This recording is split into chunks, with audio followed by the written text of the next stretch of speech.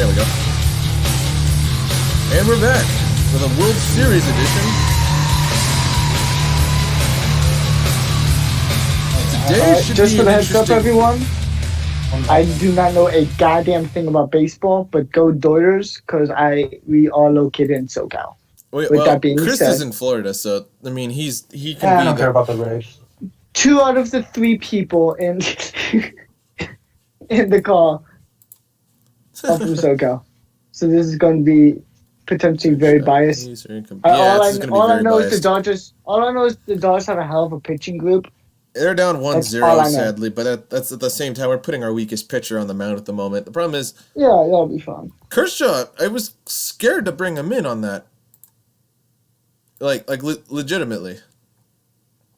Like I was. Guys, I'm not gonna lie. In fantasy, I dropped Sammy Watkins and picked up Antonio Brown today, if he and I gets feel signed. big. And I feel big. But he's going to get signed. He's going to get signed to a good team. That's I an feel interesting. big brain as fuck That's right a now. very interesting decision. Dropping Sammy Watkins. Sammy Watkins hasn't been doing shit for me. He's been on my He's fucking injured bench. now. He's injured too. Like for fuck's sake. That's the he's had sad thing 2 is Sammy big- Watkins is the best receiver the Chiefs have. No, he is not. Tyreek Nah, Hill can't catch for. Well, now it's Tyreek Hill. Tyreek Hill can catch. No, he Tyreek Hill can can't. catch. Yes, he No, he fucking can't. He can. can't. He can't. That boy, And you that got boy's Travis making Kelce. some crazy ass guy. And Travis Kelce, yeah. Sammy Watkins is a 3rd option at best. Most likely. Let me check one thing. And lately it's been McCall Hardman. And lately it feels like it's Who just been more messaged the Discord? McCall Hardman. Not me. Seahawks. Yes, Russ, shut up. I know. Mecole No, Hardman. guess who? Oh, Lord. Well, the Seahawks, see, it's hard for everyone to say, oh, the Seahawks are so underrated. Yeah, but they have no defense. That's why They have I no mean, defense. they're a top 5 team. I mean, they really have no fucking defense whatsoever to speak of. I mean, they're a top 10 team. I mean, they are a top. I mean, yeah, but they're also. I would say they're a top 5 team for sure. I wouldn't put them. They're a top 10 team. They don't have. I'm not putting top 3. I'd put them top 3. But there'd be 3 for me. But it's That's close. pushing it, man. Actually, That'd be pushing it. I mean, my top 3. Who's your top 3? Yeah. My top 3 would go. Yes, it sounds a little biased. It would go obviously the Chiefs. Obviously. Give me a second. I might have to think. I really think hard about this. I'd say Chiefs. I mean, Packers. No, screw that. No, you know what? No, screw it. Chiefs, Steelers, Titans, Packers, Seahawks. if the Steelers win, right now I'm hesitant to put the Steelers top 3 right now, and the only reason I'm hesitant to do that is, I mean, it depends on what happens this weekend. If the Steelers come out and they play well, and if they win against Tennessee, then to me they're easily number 2, arguable number 1, at this point. At that rate. If they beat Tennessee, they're arguably number 1, and and I think if they beat Baltimore the week after, then they're definitely number 1 at that point. Because I would put them in front of the Chiefs, just because I feel like, yeah, both offenses are producing very well. The offense is producing better, but the difference between the Steelers offense and the KC offense, the difference between those two is nowhere close to the difference between the Steelers defense and KC's defense. Steelers have a significantly better defense, and I think from a matchup standpoint, the Steelers could beat KC heads up. It would be, now I'm not saying they would. I'm not guaranteeing, oh yeah, the Steelers are going to beat KC. No, I'm not going to say that. But I think if they were to play, I think the Steelers, if they play their best game, if they play their game, and the DBs are actually playing like they did last week, the way they were playing last week looked like last year, the way the DBs were playing. If the DBs are playing well, and they can fucking cover somebody like they did last week, they can beat the Chiefs. Yeah, And I can see that. they could beat the Chiefs. I mean, I think right now the Steelers, if the game is close near the end of the game against Baltimore, which it most likely will be, let's be completely fucking honest, it's Baltimore and Pittsburgh. It doesn't matter who's playing in that game. It could literally be me and Alex as the fucking quarterbacks. It's still going to be a fucking close game. I'll probably go out in the first quarter with a fucking concussion at a minimum. And Alex might actually die because TJ Watt will come No, free. TJ Watt would literally kill me. TJ Watt and Bud Dupree. Casket ready That for you. defensive line, that front seven is phenomenal. I was arguing with a guy, a Raven fan today, and he was like, "Well, the Ravens are better defense because they allow less points per game." I'm The like, Eagles almost came back though. points per game. No, points per game. It's points per game and yards.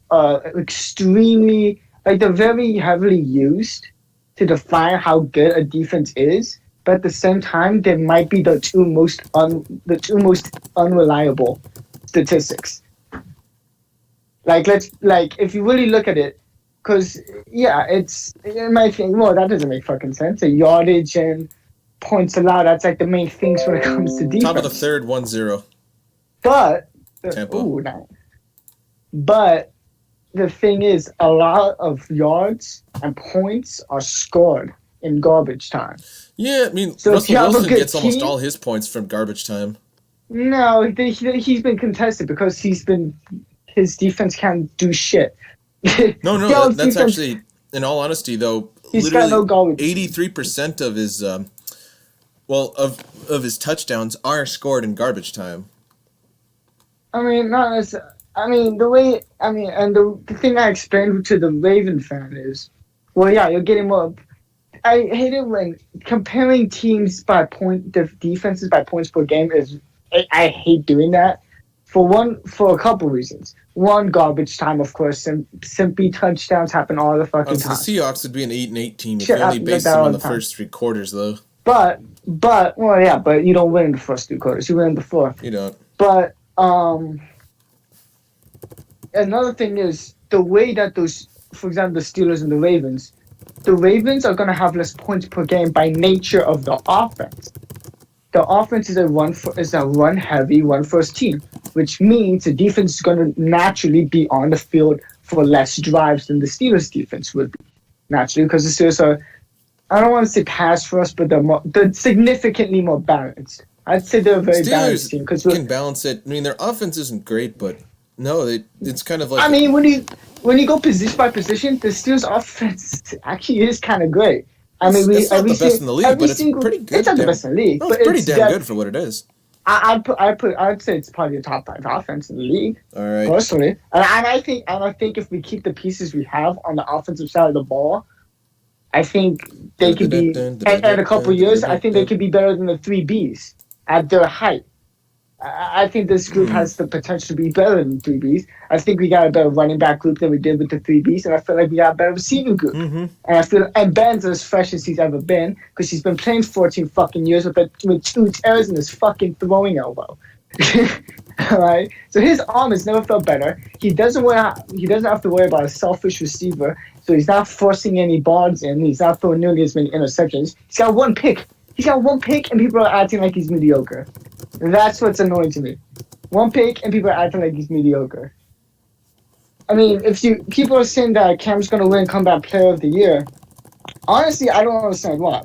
If you look at the statistics, Ben wins in pretty much every fucking meaningful statistic, right? Yeah, he does. Ben has a higher completion percentage. He's got more total yards. Actually, Ben has a better completion rate than Jared Goff does. Who actually I found out something. Jared Goff actually doesn't have the most points that obviously is Russell Wilson, but amazingly he's got the most passing yards and he's got the most completions in the NFC West. Yeah, but it's also you also have the most pass heavy. Yeah, we're a pass heavy offense. I mean, let's compare the statistics from Big Ben and Cam Newton, right? I think that's a bit of a better example, yeah. I'm saying this because it's a comeback. People are saying Cam's doing better than Ben and he should win Comeback Player of the Year over Ben, which is ludicrous when you actually look at statistics. Mm-hmm. The statistics show that Ben is better in literally every single meaningful stat. He's got more completion. He's got a higher completion percentage, 69.09. Of course, Ben Roethlisberger has a 69% completion percentage. Nice ass completion percentage. Cam has a 68.1. Still good, but not better than Ben. Ben has 1,185 total yards, including rushing yards, which is 7 yards for Ben. So that's not doing shit for him. Compared to Cam Newton's, who's got 1,096 total yards, which 225 of those is coming off of rushing.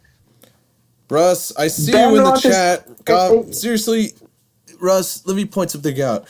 Wilson, I can't roast on him, but seriously, at the same time, that's just the most arrogant thing I've ever seen.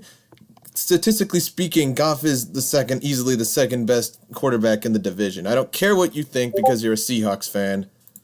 I don't care what you think. He's not bad, but not very close to being elite. Well, considering he's better than, I could start to list them off. Carson Wentz, Jimmy Garoppolo, Kyler Murray, Deshaun Watson, statistically speaking. I personally, from a statistical standpoint, I would agree with a couple of those, but I'd also have to disagree. Give me Watson over Goff. And if Wentz had any kind of fucking talent around him, he would be. I think Wentz is a better pure quarterback than Goff is. But I think in the given system, Goff works better in that system with the pieces around him than Wentz does in his system with the pieces around him. The thing is with Wentz is that he's relied on a hack who's just recycled an old system that's been almost 20 years old. And the thing is, Goff's at least able to adapt to a much younger offense. Wentz is not better than Goff. Wentz has more interceptions, more incompletions, more sacks, and he also can't stay healthy. Russ, Russ, you're being biased. Just get out. Can I get back to the Ben to Cam comparison? Because there's a couple. Because these next couple Russ is just stats, being stupid. He's just being the stereotypical Seahawks fan. Can someone tell him to shut up? Well, these next couple stats really separates, I feel like, Ben compared to Cam, because up to this point in yards and completion percentage, they're very close in total yards and completion percentage. They're very close, but when you get to touchdowns and turnovers, it's nowhere close. Ben has 11 touchdowns to 3 turnovers, and Cam Newton has 7 touchdowns to 5 turnovers, and only 2 of those touchdowns are passing touchdowns. Yeah, I'd agree with that. He's only got 2 passing touchdowns and has 4 interceptions. As a passer, he's not doing well. As a runner, he's doing well, but from a passer, when it comes to interception to touchdown ratio, he's doing terrible. He's doing worse than Wentz ended up being last year, because Wentz was 30 for 30. Okay, I'm reading this. Sorry, I'm just reading this in the. God, look. I mean, Ben's got a higher QBR. Have you seen Russ's comments in the chat? This is the dumbest, biased piece of crap I've ever seen. I mean, it happens. Honestly, fans are going to be fans. They're going to be biased. I understand, but let me point something out. I'm biased too. You know, you can shut up any Seahawks, or you just tell them, look, where were you before 2005? In fact, I bet they probably didn't even know they had a football team. There you go. Well, you see, before 2005, I was a Supersonics fan, and they were a Supersonics fan, and they probably didn't even realize they had a football team at that point. I thought they played in the AFC. They did. Well, they played in the AFC until 2002, but no one cared about them because they had, I think, only 6 playoff wins between 1976 and 2005. So they were literally nearly moved to LA twice. Let's do something real quick. I think let's do something that I'd like to call the GOAT series, right? Mm-hmm. Let's go position. Let's go skill position by skill position. We won't do offensive linemen because it's too hard to, pinpoint offensive linemen because statistics are hard to come by when it comes to linemen. Mm-hmm. So let's go position by position, and let's debate on who we think is the best at each position of all time in at least football for now. Mm-hmm. Quarterback. As much as I hate playing the fucker, and how he always pisses me off because he always ruins my hopes and dreams, whether it be fantasy or whatever. Lamar Jackson. It's Tom Brady. Oh. Tom Brady. Did you say Lamar Jackson best of all time? Jesus fucking Christ. Tom Brady is the best quarterback of all time. I think that's generally. How far back are we going? It's all time. But honestly, I know. I mean, it depends on the situation, right? If you're telling me, okay, I have one season and I can pick any quarterback, Too much I'm money for picking not Brady. big. But if Russ, you're telling me you have one sorry, drive, I have to address this. Russ, seriously, of course he's not a top 5, but seriously, he isn't even getting enough money as the top 5 guys. I don't expect what you want. Literally, Wilson is significantly better than Goff. I'm not saying that Goff is better than Wilson, but Russ is saying that he's like pretty much worse than Ryan Fitzpatrick. And honestly, Russ, that is Fitzpatrick's been pretty fucking good. But I mean, I would have Goff over Fitzpatrick. Seriously though, I don't understand what kind of assessment he's making on that. Like, I understand Goff isn't a top. They have similar statistics. Outside of interceptions, they have similar statistics for this year thus far. They both have 1,500. They both have over 1,500 yards and 13 touchdowns. Mm-hmm. So with that being said, I get the comparison, but at the same time, the interceptions really changes. Interceptions and turnovers really kind of changes it. Plus, Goff I'd say he's more mobile, but I would say Ryan Fitzpatrick has the higher football IQ. Significantly higher football IQ than Jared Goff. 2005. Well, yeah, because I mean. Well, that and the fuckers from Harvard, okay? Oh yeah. The motherfuckers from Harvard. He's probably one of, if not the smartest player in the NFL. What's he even doing here? Like, if I had a degree from Harvard, he's making more money than he's probably going to be doing, doing most other occupations. Okay, plus, you have a lot more fun playing football generally than, in a cubicle. Yeah, you got a point. Or in the office. And he's a good quarterback. He's a good quarterback. And I hope Miami trades him. I hope Miami trades him to a team where he can start. It's the least they can do for taking his job for no fucking reason. Mm-hmm. It's the least they can do at this point. But I don't think they will. They won't do it. They won't trade him this season because they still want, in case Tua isn't panning out, they want to have Fitzpatrick to come in and save the day. But I still think they should. Anyways, let's go back to the GOAT stuff. I think, let's be honest. Can we all agree Brady's the best quarterback of all time at this point? Yeah, I mean, he's got more Super Bowls, more completions than Montana did. Yeah. He's basically past Montana's basically the closest. If you're going to ask me, one drive, give me Montana. One drive, give me Montana. But if we're talking about if they give me a whole season, give me Brady. Or Manning. Brady's better. Brady's just better than Manning because when you think season, you always got to think playoffs. Brady's better in the playoffs than Manning. Which is why Manning isn't considered. Which is why Manning isn't really considered as much in that conversation as he should be because he didn't really come up big in the playoffs a whole lot, and he did lose a lot in the playoffs, a lot more than he won. No, granted, he had to go against. He had to get to Brady pretty much every fucking year to get to get to the Super Bowl. But still, it's you gotta if you want to be considered better than the guy, you gotta beat the guy more than he beats you, or at least make it close. I think that one's pretty. You can put Mourinho up there, but Mourinho's really got no shot. He never won a Super Bowl. Who didn't? He was unable. Marino? He was unable to lead you to the Super Bowl. From a statistical standpoint, he's inferior. Granted, he did play in a totally different time, but the way that Brady's held up from an injury standpoint, the fact that he's been able to play for 20 fucking seasons, that goddamn mad lad.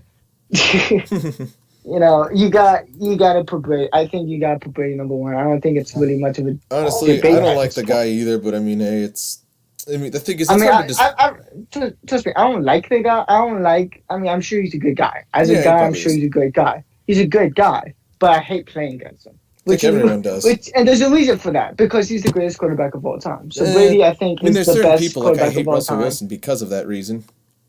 Yeah, I mean it's like that, especially when it's an interdivisional thing. I know the Steelers and the Patriots aren't interdivisional, but I would like to think that. You know what? Actually, I'm going to say one thing. That's probably combined for arguably one of the best rivalries in all of football. Pittsburgh, Patriots. New England, yeah. I'd say so. I think, New England, it's New England. The thing you'll see is, that's interesting, is the teams that outside of the division, of course. Thing is, it's kind of New England's biggest rivals outside the division are Baltimore and Pittsburgh. It's easily Baltimore and Pittsburgh. It's Baltimore, Pittsburgh. This is by far the biggest rivals outside of their own division, at least in the AFC. Mm-hmm. At least in the AFC. And the reason for that is because every single fucking year they played them for the longest times, because those teams have been the two other most successful teams for, over the years. So they play them. They play each other a lot. People would say Indy, New England, but I wouldn't say that just because it was really Peyton Tom. No, it's also extremely one-sided, if you might know. And it was extremely one-sided too. So I wouldn't consider that necessarily a team rivalry. That's more of a quarterback to quarterback rivalry. But from a that might those Steelers and Baltimore might actually be their biggest rivals. And Miami, just in general, because for the Patriots? For the Patriots, yes. I was going to say their biggest divisional rival, I guess most recently would have probably been Buffalo, but statistically speaking, recently, but look at what Miami does. Every single fucking year, it feels like they win. They split. It feels like they split almost every single year with Miami.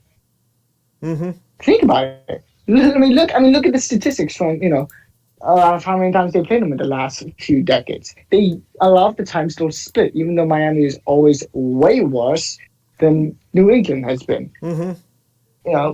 But anyways, so quarterback, I don't think we need to spend more time on Brady. We know he's the greatest QB of all time. I'm going to skip running back because that one's very questionable. But so I'm going to go to receiver because that one I feel like is pretty straightforward. It's basically people debate Randy Moss or Jerry Rice, and people who debate on the side of Randy Moss. T.O. gets completely disrespect. He's number 2, but he's not Jerry. He's not Jerry. Jerry's outright. His statistics, some of his stats are never going to get passed. His touchdown record, never going to get passed. His yardage record, that eventually it's going to get passed, but it's not going to get passed for probably another 20 years minimum. Okay, and that's if Russ is a hot take that is actually well thought out this time. Russ says in the chat, in his opinion, he might get roasted for this, but if Calvin Johnson played 5 more seasons, he could have gone down as either the best or arguably the second best receiver of all time. Get the fuck out of here. He's not top. I wouldn't put Calvin Johnson top 5. I wouldn't say top 5. But he did it. No. Listen to this. Under the condition that he played for 5 more seasons. Well, you could say what if for so many, with a shit ton of things. What if Joe Montana stayed in San Francisco? San Francisco. What if Steve Young played longer with him? What if... that's just that's based on a what if. That's just on a very what if it's like what if Bo Jackson stayed healthy. Yeah, it's the what if things. It's like it's a cool thing to think about, but you can't really use it in argument. That's what a lot of Randy Moss people will be like. Well, if Randy played for as many years as Jerry, but he couldn't. Jerry played for significantly longer than Jerry played from 1984 to 2006. Let me give you some statistics right here, okay? Because Randy Moss played 14 seasons, and so here are the stats of Jerry through his first 14 seasons compared to Randy Moss's first 14 seasons. Jerry has 8 more touchdowns, 157 more catches, and 2,320 more receiving yards, and he played less games through his first 14 than Randy played in his first 14. Mm-hmm. So not only, he's probably an insane season, a record-breaking season out in front of him, extra season, and he played. He played. He did. He only played 14. He missed 14 games in his 13th season. I want to say that was 13th, but it was 14th season. He only played 2 games type season. Top of the 2 regular season no games. Score. I mean, with that in mind, I mean, Jerry, that's really Jerry through 13 years, and that's Jerry through 13 years and 2 games. Okay. With that being said, it's not really a debate at this point on who the greatest wide receiver is of all time. I feel like at the moment it's definitely Jerry. Mm-hmm. Number 2, I feel like it's, you can debate it, I guess, but I still think it's T.O. from a statistical Thank you. T.O. just got so much hate from a statistical standpoint, it's T.O. and it's obvious, right? And from a statistical standpoint, Larry Fitzgerald is number 3. Mm-hmm. And Randy Moss is number 4. Mm-hmm. From a statistical standpoint, those are the top 4 receivers of all time. Randy Moss he's not in the he never even caught 1,000 passes. I've got a tough one for you. He caught less than 1,000 passes. Why isn't Andre Rison in the Hall of Fame yet? I don't know. People, I mean, I don't think at this point his statistics will be able to stack up as well based off of who's in. Mm-hmm. I mean, I heard Ocho Cinco come on and was like, yeah, I should be in the Hall of Fame. Then you look at his stats. He's got some good stats. Not a Hall of Famer. He's got some good stats, but they're not Hall of Fame stats. No. They're not Hall of Fame type of stats. They're good stats. Don't get me wrong. But he's not going to go into Hall of Fame with those stats. He's got less than 800 catches. Mm-hmm. That's not going to get you in. He's got less than 100. He's only got like 70. He's got like 70-something touchdowns. That's not going to get him in. Nope. With those 2 stats alone, doesn't matter how many fucking yards you picked up unless you beat Jerry, which he didn't. The only stat, receiving yard stat, is the only stat that's anyone is anywhere close to right now, and that's Larry Fitzgerald. Larry Fitzgerald is the closest to it. He's still way off of it. Okay. Larry Fitzgerald has to play basically another 5 seasons at an elite level, so he would basically have to DH. Which isn't going to happen. Which is weird because he's still putting up good numbers through so many bad teams.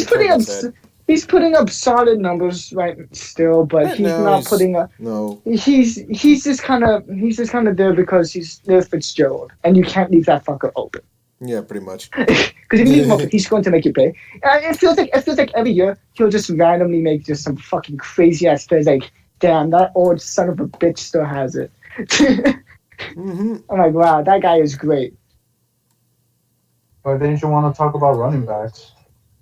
Well, running backs, we're going to get to that later because that one's going to be the biggest debate because it's so hard to judge that. Tight ends. Tight ends. I would say tight ends. Who would you say is the greatest tight end of all time? I'd say, for me, it's between Gronk and Tony Gonzalez. Between Tony G. Yeah, I'll probably say Tony Gonzalez, but he was more revolutionary. But I feel like Gronk was more of I feel like Gronk was a better all-round tight end than Tony G was. Tony G was a better receiving tight end. From a receiving standpoint, Tony G was better. But from a blocking standpoint, Gronk is better. Yeah, I feel like Gronk's a better all-round tight end, which kind of makes me want to lean towards him because he could do. He was just great at everything. He was just good at. Was because he's not really playing like that right now. He had a nice game last week, but anyways, so tight end. What are we going with? Tony, you guys going Tony G? Tony Gonzalez, because Gronk, I'd say is easily Tony Gonzalez, Gronk, and then I'd probably say Shannon Sharp is third. Those are my top three. Personally. So that covers offense except for running back, which we'll get to later because that's such a fucking hot debate. Let's go free safety. Ed Reed. Troy Palmer was a strong safety.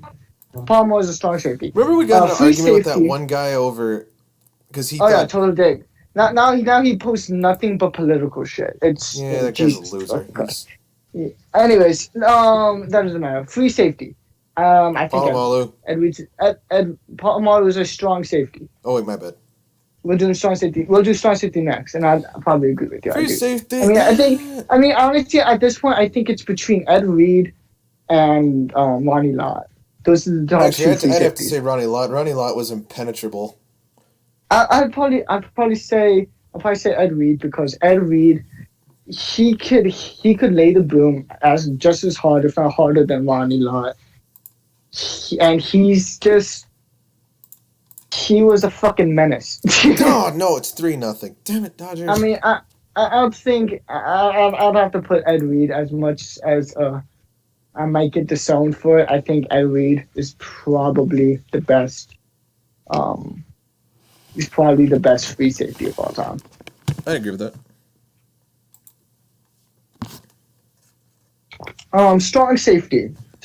Granted, I'm biased as fuck. No, I'd have to agree with you though. If you if we're talking about what if situations, what if Sean Taylor didn't get killed? Oh, that's a good If Sean point. Taylor doesn't die, I think he could have been the There's best. so But many. he unfortunately Actually, did. I got a what if situation for people who wouldn't have died. Steve Mcnair. How would you see would Steve McNair have been a Hall of Famer? He would have been a Hall of Famer, but I don't think he wouldn't have been in the conversation for GOAT. He wouldn't have been close to that. You think so? No, definitely not. But he'd be like, I think he could get to the Hall. I mean, potentially, but again, he still wouldn't. I don't think he would necessarily be a lock. But anyways, let's go strong safety. Strong safety. I want to say Polamalu. Because I feel like the way Polamalu played, he was so versatile and could do so much different shit that it was just so difficult to stop. Mm-hmm. He was, and then half the time he just did shit. All right, he just said, "Fuck the play, I'm gonna do this." He literally said, "Yeah, sometimes I would go off because God told me it was going here." Fucking God's talking to him on the football field. Give me that guy. I want that guy on the team. The guy who's jumping over offensive linemen to get sacks on fucking QB sneaks. Do you know how fucking hard it is to get a sack on a quarterback sneak? That's true. They hike it and go forward. That sounds like something that you don't even do that in that. He jumped. You can't do that, man. You literally cannot get a second. Actually, no, I've gotten sacked. I got sacked one of them. Fucking pissed me off. Troy, She's not blocked the fuck. It pissed me off. But it's Madden, so who really gives a fuck? Who really gives a shit about Madden physics? It's a problem, but it is what it is. But I'd probably say Paramount is the best strong safety of all time. I feel relatively confident with that statement. Yeah, I mean, it's hard to think like which other strong safeties. Now, I would say one thing. Hey, USC is a hell of a safety school. USC is just a draft factory in general. I mean, why they put in two of the best safeties of all time came out of there, right? Well, like Ronnie Lott and draft Palomalo, that's insane. Yeah, USC's generally pretty great at most positions. Quarterback has been basically the only black guy, which is ironic because they always have good quarterback. They always have a good quarterback. They always have a good running back, and yet those are usually the ones that end not to pan out the way they should. Reggie Bush is probably the best running back that came out. Actually, no, Marcus Allen.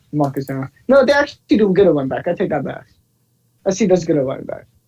Quarterback, they play great in college, but they usually don't pan out.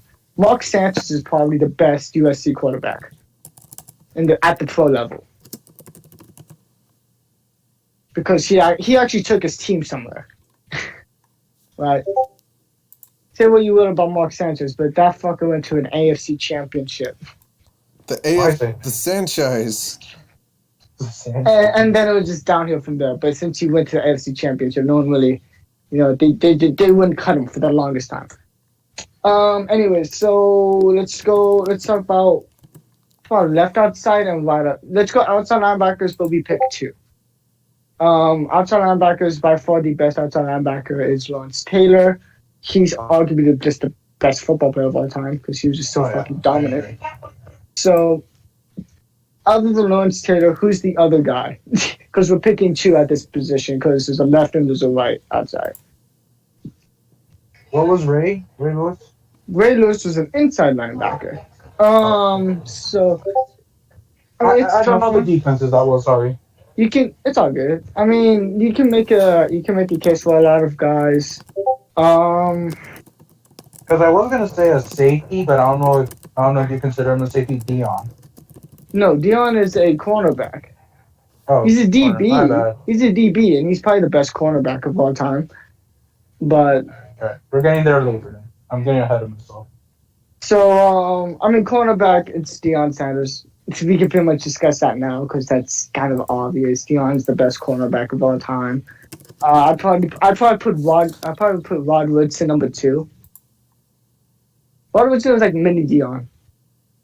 He was like mini Dion, except he wasn't as athletic, but he was stronger. He was a bigger, stronger guy who could hit. Rod Woodson would come up and hit more than Dion would, but he wasn't as athletically gifted as Dion. But outside linebacker, there's Lawrence Taylor, and then who else can we really put at outside linebacker? I mean, I feel like whoever else you put at outside linebacker is just going to kind of be anticlimactic. So I think we should just kind of stick with LT.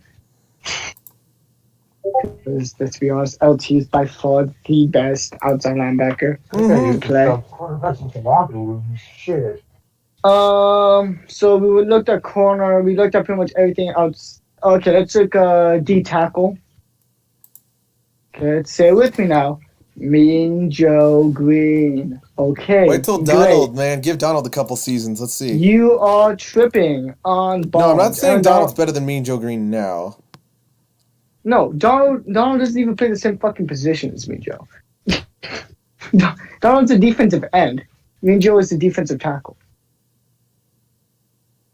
Oh, wait. I thought Donald was a defensive tackle, no? They move him inside a lot. Let me see. They put him inside a lot. No, he's Aaron a defensive Donald, end, but they move him inside a lot. No, he's a defensive tackle. He's listed as a defensive end on Madden? Well, yeah, but yeah, he's a defensive end. He's primarily rushing from the outside. From the exterior of the offensive line.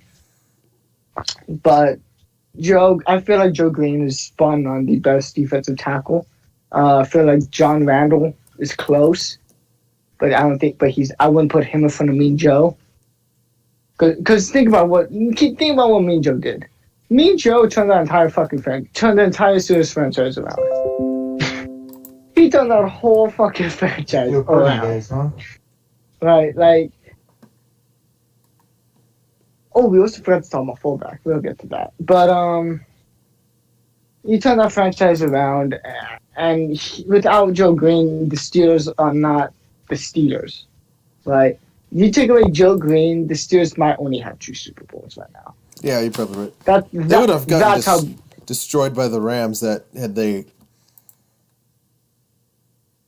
Fuck no, baby! Okay, I take it back. We'd have 3. Fuck your Rams. No, because the thing is, Joe Green was a key piece of that defense. He is a key piece. You can't. I feel like if you want to take a bet, if you want to take a survey on, who's the best defensive tackle from actual analysts and all that, I feel like 90% of them would say Joe Green. I'd say probably 50% of them would say without hesitation. No, Joe Green's easily the best defensive tackle. There is no real dispute on that. I mean, John Randall, he's probably the closest thing to him. Mm-hmm. He's probably the closest thing to him. John Randall, I'd say, is pretty up there. Yeah. Defensive end. Pat Williams is a good one. For defensive end, I'll probably say. Hey, what about Vince? I'm gonna pick two. I'll pick 2 defensive ends because one for each side. I'm gonna go with Bruce Smith because he's got a fucking cool name and he's got a lot of fucking. Oh, I know why you said that. Well, Bruce Smith is he was a hell of a player and he's got a fucking badass name. And I'd probably say for the other one, Michael Strahan. I'd say Strahan and actually I don't know. Strahan is a single season sack record, don't you know? Defensive end's tough though because Deacon Jones too. Deacon Jones, part of the Fearsome You can't forget foursome. about Deacon. I feel like you put Deacon Jones in front of Strahan. I feel like it's Bruce Smith and Deacon Jones. Mm-hmm. If I'm taking two defensive ends, those are the two I'm picking. Cornerback, we were taught that's Dion. Inside linebacker. Actually, not inside linebacker could be a debate too. Let's go with fullback. I don't even know who to say for that. Fullback. Fullback. Franco Harris. Next. You just like him for the immaculate reception. Next. No, I like him because he's probably the best fullback. All right, I got a tough one for you. And this one doesn't revolve the position, but who would you say was the not the dirty, sorry. Yeah, all right. Who was the dirtiest player of all time? Vontaze Buffett. Next. No, not even close. No. He tried to kill motherfuckers. So did Bill Romanowski. So did Ray Lewis. Yeah, I was about to say that. And then don't forget Jack Tatum. Jack Tatum actually did kill somebody. But back then, a lot of fucking people kill people. It was the fucking 50s. It was normal. Nowadays, but that wasn't dirty then. That's the thing. That wasn't dirty then. What Romanowski was doing, that wasn't that fucking dirty then. What Vontaze Buffett is doing now is very fucking dirty now. That's why I think Vontaze Buffett's the dirtiest player of all time, because he's playing in a time where the definition of dirty changes, especially when you talk about 70s. I mean, if we're just taking account of what they did, Joe Green would be up there too. Motherfucker actually elbowed bitches. He elbowed M5 dudes. Zonka's the only player to be penalized as an offensive player for excess. What's that penalty called? Excessive celebration? I don't know. No, not excessive celebration. No. Definitely not that. Unnecessary roughness. He just pushed the dude like. Yeah. No, he even said it. There's definitely been other. He's the first one. Then I was about that. He's the first one. He might. I don't even know if he's the first one. He might be the first one. The fullback for the Dolphins. Like he's the original beast mode. If you look him up. Yeah, he is. Isn't that on KTO's video? I know. I watched. Yeah. I watched his football life. Zonko, great player, but he's in the Hall of Fame as he should be. Yeah, I saw his bust actually. I feel like the most underrated safety of all time is Donnie Shell. Really? Yeah, wanna know why? Because he holds an incredible record, an incredibly important record that no one ever brings up. He's got the all-time most interceptions for a safety, and he played in the fucking 70s. That's just true. He built different. He just finally now got in the Hall of Fame. This year, this last class was his class. He finally got in after God knows how many years. I mean, he's probably the most underrated great player of all time. I mean, who has the most receiving touchdowns of all time. Everyone knows that's Jerry Rice. Everyone knows who has the most rushing yards of all time. That's Emmitt Smith. No, and then you ask who's got the most interceptions for a safety of all time. Then appears like, oh, who does have that? Mm-hmm. And it's like Donnie Shell, who played in the 70s. They didn't even pass it in the 70s. They barely passed the ball in the 70s, and he's got that. I think Bradshaw should be. I think Bradshaw's heavily underrated too. That boy 4-0 in the Super Bowl. He don't lose. Built different. But a lot of offensive players from that Steelers 70s team just a lot of players in general get like, yeah, well, look at the defense, or oh well, look at how good that offense was. Mm-hmm. Because there were so many Hall of Famers. The Steelers, in one draft, in the first 3 rounds, they drafted 3 Hall of Famers. Where's Tree when you need him? I need Tree in here. First round, the Steelers drafted Lynn Swann, Hall of Famer. Second round, Jack Lambert. Third round, John Stallworth. Wrong Stallworth. Name one other fucking time where the first 3 picks in the draft were all Hall of Famers. And another interesting, if we're talking about what if scenarios. First 3, I could think of one where the first 4 of 5 were. The Steelers at one point, there was a chance, had the Niners not drafted up and had, I think the Broncos drafted up. Oh, the Broncos took him in front of the Steelers. The Steelers probably could have another couple of Super Bowls, but because the Steelers were going to draft Jerry Rice and they were going to draft John Elway. If the Steelers would have drafted John Elway and Jerry Rice, the Steelers probably had 10 Super Bowls. like,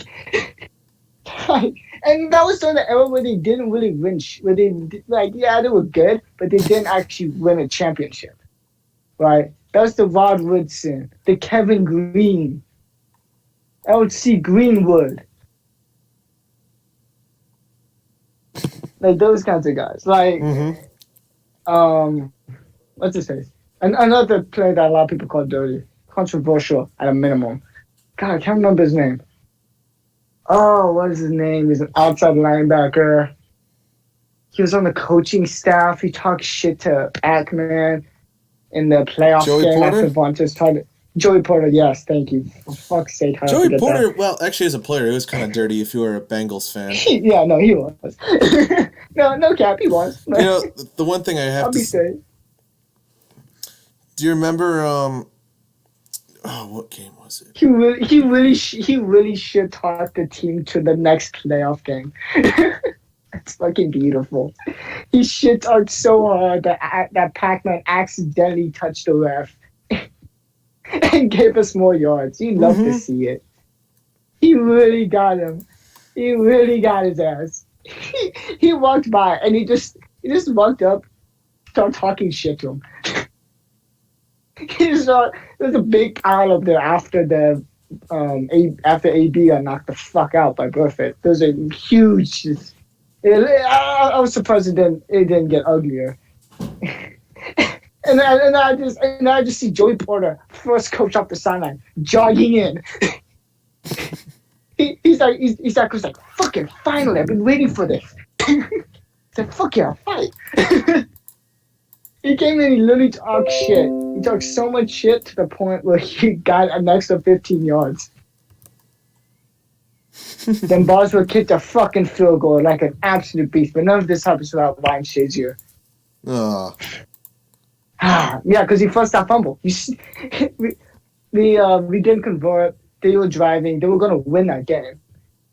Right? And then, I forgot who the running back was. I think it was Giovanni Bernard still. And Ryan Shazier fucking stripped him. He stripped it. I think he recovered it too. He stripped the ball, recovered the ball.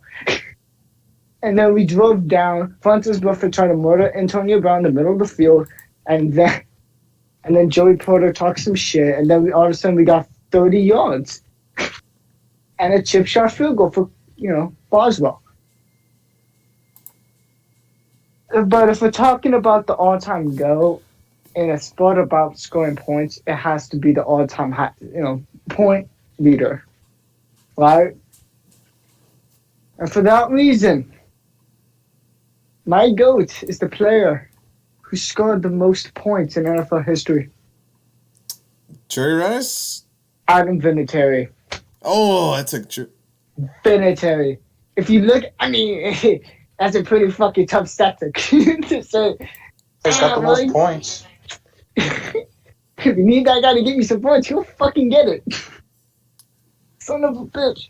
He's been playing since there were leather helmets. Motherfucker was playing before football existed. But I could probably pick 3 players that I could put in front as the overall GOAT over Tom Brady. That I could put in front. I could put Vinatieri in front just for that fucking reason. If anything, just for the meme. I could put Jerry Rice in front. He has the NFL record for having the most records. Oh, come on, Dodgers. It's 3-0. That's an actual statistic. Jerry Rice holds the NFL record for holding the most NFL records. And that's fucking beautiful. Yeah, that's actually a stat. Jerry Rice holds the NFL record for holding the most records. And it's fucking amazing. And a lot of those records will never be touched. Stay depressed. And then I can probably also say, Lawrence Taylor is in that conversation, and maybe I even maybe put Joe Green up there. But I think Brady I'd probably put in front of Joe Green just out of position. if anything. But I mean, let's talk about running back. It's what we've been fucking waiting for. The main event. Me, personally, it's so hard to look at this because you can pick. Well, if you want longevity, you go with Walter Payton. If you want a guy who's gonna be a ground, who's gonna punch you in the mouth and just run you over, then it's Jim Brown. If you want the guy who's gonna get you all the yards, it's Emmitt Smith. If you want a guy who you literally won't be able to fucking touch, it's Barry Sanders. Me, personally, I'm a Barry Sanders guy. I'm personally a Barry Sanders guy. I like Barry Sanders because he just... I think Barry Sanders, but it's hard to fight on his side because if he wouldn't have... Again, it's another if kind of situation, right? Mm-hmm. He's like Calvin Johnson. He's like Randy Moss. He's like Bo Jackson. He's like Sean Taylor. He's like Junior Seau. He's like, so many other players whose careers were cut short or they retired early for whatever reason. He's like so many of those guys to where it's like, yeah, you can make the difference between those guys and Barry is Barry, you can actually make a way better case for him than you can for pretty much any of those other guys.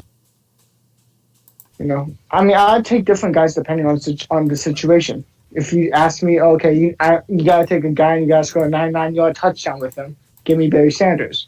If going says like, all right, you need 1 fucking yard, give me Jerome Bettis. Mm-hmm. No, and if you just needed 5 yards in a really tight man coverage team. Honestly, the beautiful thing about Jerome Bettis, you would watch highlights on him when he played with Pittsburgh when he was significantly bigger, especially near the end of his career. He'll be running an open field.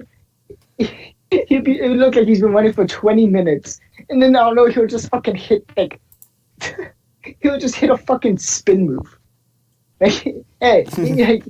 Jerome Bettis had a nice fucking spin move. It was impossible to tackle. It was like it's like one of those Pee-wee.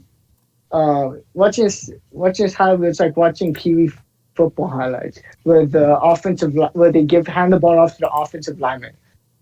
And no one can tackle him because the kids just it's a bunch of 10-year-olds playing and the kid's 6'5", 250 at 10 years old. God damn.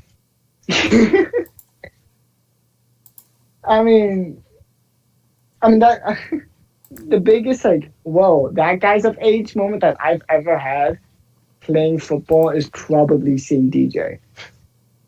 Fucking DJ, dude. I don't know if you guys know him. He's the quarterback. He's going to be the quarterback for Clemson next year. He's on Clemson now, but he's the backup to Trevor Lawrence.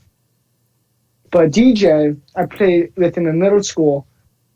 I thought he was the coach, dude. That's how fucking big he was. In middle school, in 8th fucking grade. We're talking about a 12-year-old. A 12-year-old. He looked like a grown-ass man. He had fucking facial hair. 6'5", probably a solid 210. Probably weighed more than that. And it was just all fucking muscle. He's a quarterback. We played him on wide receiver because he was just fucking faster than everybody by far. So they're like, fuck it. He's like, he was like if you put. It's like if you put Calvin Johnson against a fucking college team. A prime NFL Calvin Johnson against the shittiest college team you can find. And it's like, go out there and just, go muster, 5'5", 2nd 40 time white kid cornerback. Just go do that real quick. That's basically what putting him out receiver was. We kind of just fucking threw it up to him. I remember one time they would never call any penalties against him, all right, because he was so unfucking fair. One time he caught a ball and was going up the sideline. and a kid tried to pull his flag, and he grabbed his shirt, and he was fucking dragging him. It didn't even look like he lost a step. He just picked up his knee drive, and he dragged this kid for probably 20 yards until he got fucking caught. Like, it was fucking insane. It was so ridiculously stupid. They didn't call up early for holding it either. Because are you really going to call up early on the fucking 5 foot tall kid getting dragged? Like, you're going to call up early on that guy? It sounds like something in a movie or a cartoon. I know, it felt like it looked like a fucking movie. It looked like it was staged, but it wasn't. It wasn't. It was just getting dragged. It was fucking hilarious. It was awesome. I mean, I hope he has a great college career, and I hope he's really successful. All right, Bruce. You know what? We gotta get that. We should cover something I've always wanted to. Who, in your opinion, is the biggest quarterback draft bust of all time? You always talk about this. No, who's not Ryan Leaf or Jamarcus Russell or Johnny Football? We just took out like the fucking top three. I swear to God, if you guys, are we just talking about draft busts in general? No, quarterback draft busts who just aren't the terrible four. Just quarterback? Okay, well, those terrible three. If it's just quarterback, Josh Rosen, because that motherfucker never started. Didn't he go 13th? Wasn't he 13th overall? No, he was first overall. No, he wasn't. Josh Rosen was not first overall. That was Baker. No, Baker was first. He was picked at he was picked at almost the very end of the first round, and he said, I think he was picked like 13th. He was picked 13th overall because like after he got drafted, he said, "I'm like 12 teams regret this decision." None of those teams regretted that decision. The only team that regretted the decision that night was Arizona. Mm-hmm. And then the next season, the very next fucking season, they didn't even give the guy a fucking chance to develop. The very next season, like, fuck it, Kyler Murray. And it fucking worked. It fucking worked. I can't blame them because it fucking worked. It's not the blame because it actually worked that time, but Jesus. What do you guys think about Tua? Drew Lock sucks. No, Tua. Tua. Oh, Tua. I don't know. A little too early, in my opinion. Problem is, like, he played the Jets, so I mean... Way too fucking early. And it's not like they even put him out for a long enough time to see what the fuck he could do. I mean, his first game is going to be against Aaron Donald. Oh, that's right. Might die. That's his first... It's like, okay, out you go. That's his first time coming back. Also, you guys gotta cut it short, man. I'm getting kind of tired. I'm kind of hungry, too. Also, top of the fifth. Right. Come on, Dodgers. 5-0. Come on, Dodgers. Let's be honest, though. That's probably the worst situation. I mean, Tua Tagovailoa, this is going to be his first start since he got the Bo Jackson hip injury. Mm-hmm. And he's got to go against fucking Aaron Donald. Yep. That's fucking brutal. He might fucking die. Why the fuck wouldn't you wait one more week? Why not wait one more week just to avoid that guy? Like, of all guys to bring him back against, probably he might be the best defensive player in the league. He might be the best defensive player in the league at any position. Aaron Donald's just he just dominates games. Yes, he does. Just takes over games. One other thing I would like to talk about is the fact that fucking refs refuse to fucking call penalties against TJ Watt. It's fucking bullshit. I've seen him get every single fucking game. He is getting hugged. They're bear hugging the motherfucker. I saw one time he got fucking hugged from behind, and the ref was shooting right at him. Hey Bruce, I think we gotta cut this short, man. Well, thank you, everybody. Thanks, Chris. Thanks, Bruce. It was a little bit of a slow night. Later.